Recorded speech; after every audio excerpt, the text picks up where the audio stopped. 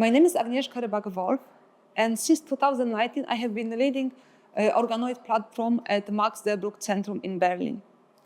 Our mission is to develop advanced brain organoids model, which allowed us to understand the mechanism of the brain diseases. My main scientific interest is to understand what drives the development of the Alzheimer's disease. Two of the most common risk factors are the ApoE4 gene variant and the common human pathogen herpes-simplex.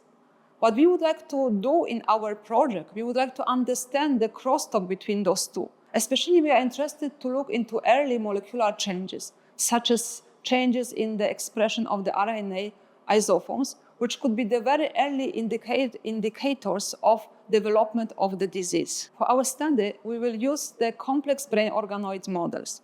We will derive the organoids from the patient which are carrying the ApoE4 allele, or from corrected isogenic controls, and we will infect those organoids with the herpes-simplex in order to understand how the interaction of those two factors contribute to the disease initiation. We will compare our finding with the patient-derived samples, especially with the postmortem brain samples and also with the CSF derived from the patients which were tested positively for the herpes-simplex.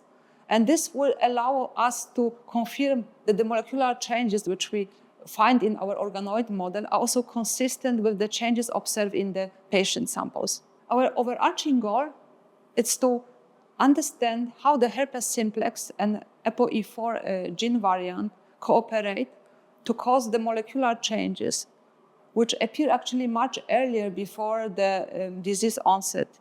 And understanding those changes would allow us to develop not only the new biomarkers, but also to define new therapeutic approaches, which would allow to target disease much earlier before the clinical onset.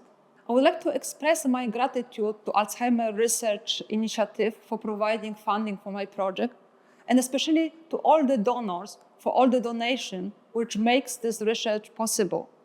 We hope that with our project, we can learn something more about how the Alzheimer's disease is initiated, and also to develop, hopefully in the future, new therapy, not only to decrease the symptoms, but also actually to prevent the Alzheimer's disease.